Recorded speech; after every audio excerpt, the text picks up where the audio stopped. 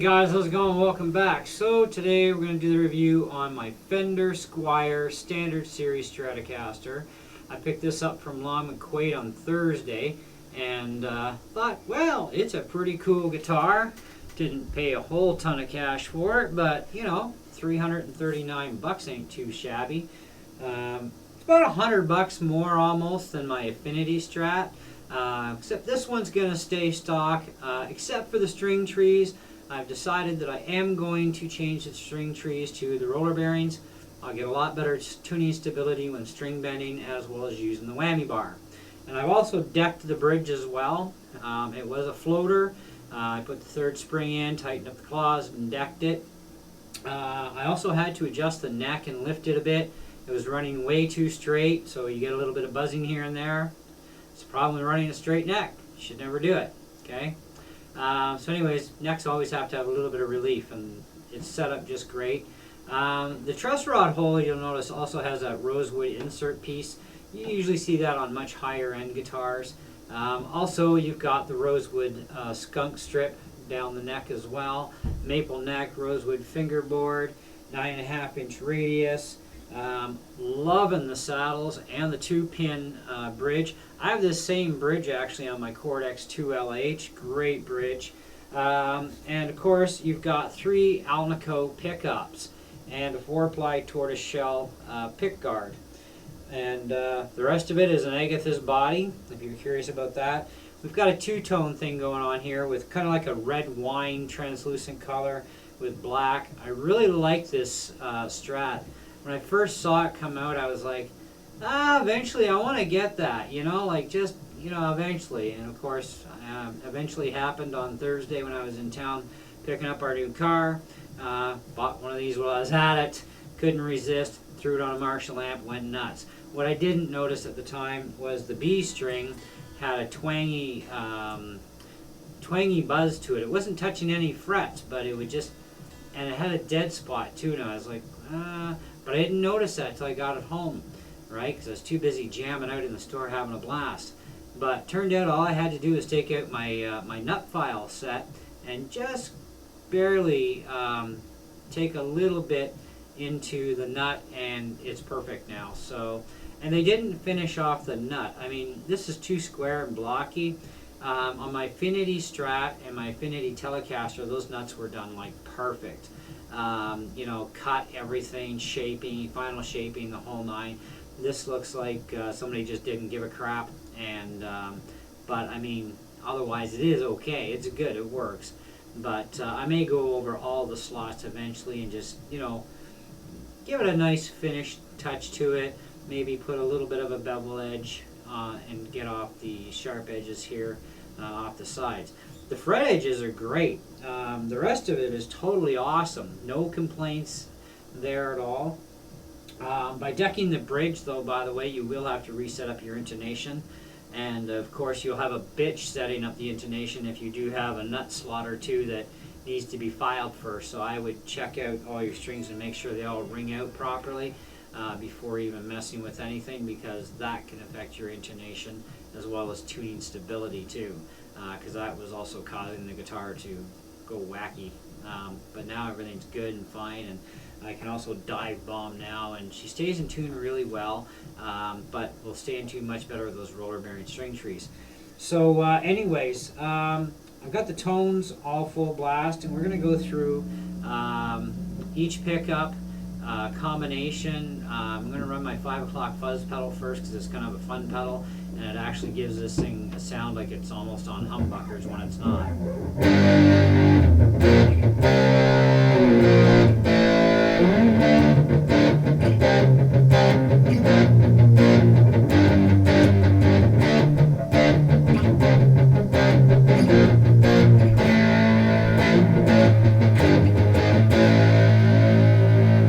So neck and middle now, or sorry, bridge and middle.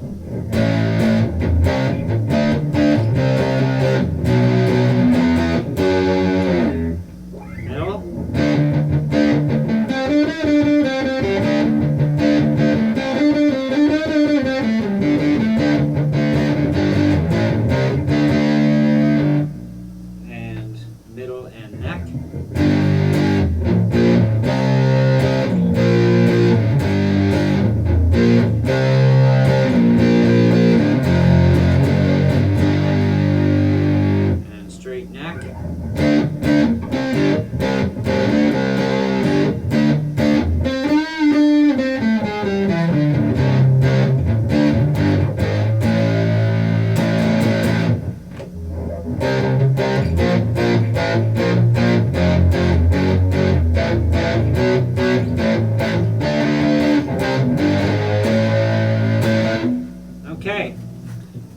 notice and clean.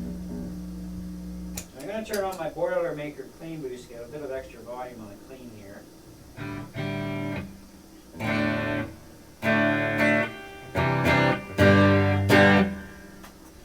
So starting with the bridge.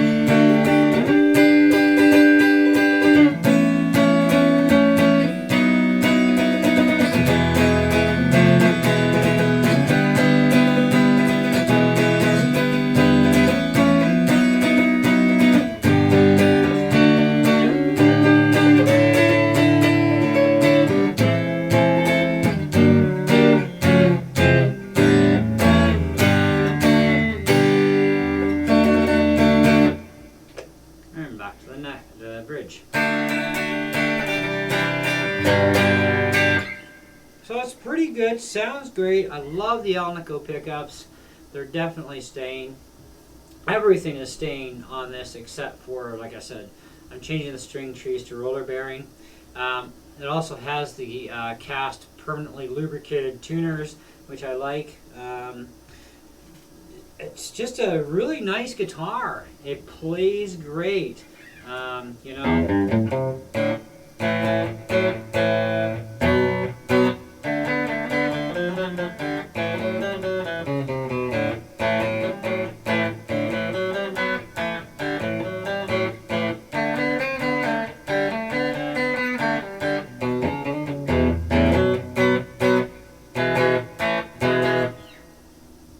Can you want, really, other than bragging rights on a $2,000 guitar or $3,000 or $4,000 guitars, bragging rights.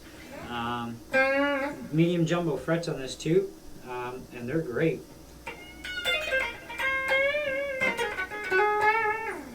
And the action is beautiful for bending.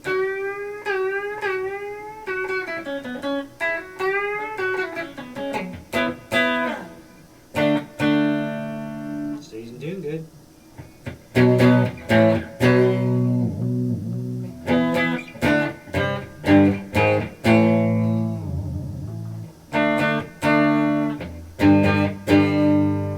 Still in tune. Great. Good stuff. So overall, very happy with this thing. Other than, like I said, the nut, but I fixed that B string slot, so it's great. Eventually I'm just going to buy some replacement nuts, probably just tusk nuts for all of them. You know, because both my other Strata, my Tally and this use all the same nut anyway, so, you know.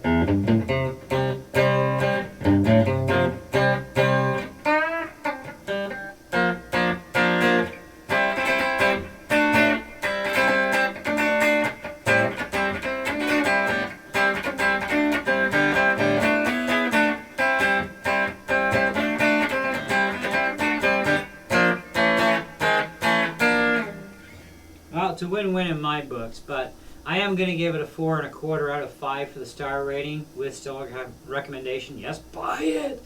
And it comes in left or right-handed. This is lefty. I primarily buy lefties. I am buying one righty, and it'll be the only righty I'll have from this point on other than my mandolin, and that's a right-handed acoustic guitar. But everything else I got, it's all lefties. But I do like it. It sounds great. It just, it makes me just want to play this instead of my other guitars right now, which is kind of cool and kind of weird at the same time, But anyhow, so there you go. That's what I got for you.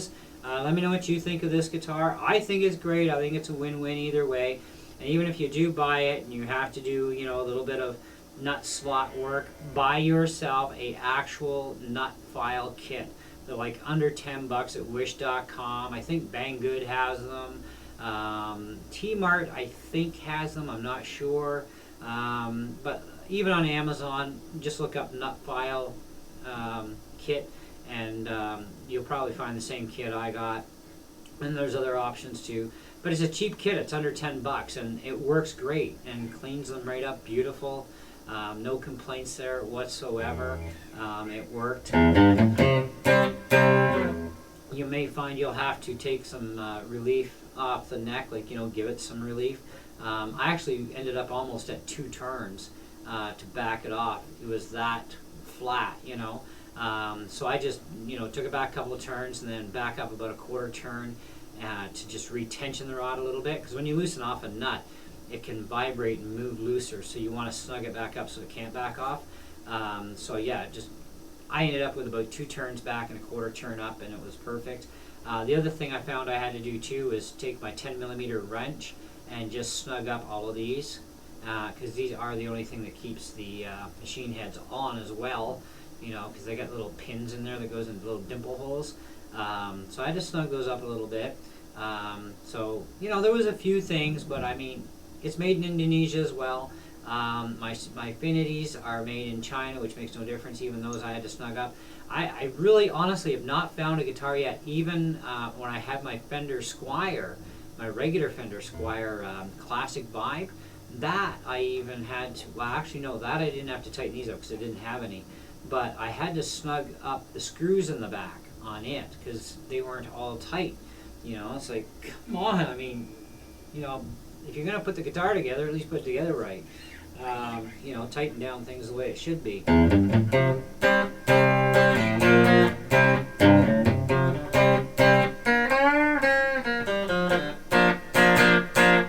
But other than that, it's great. I love it.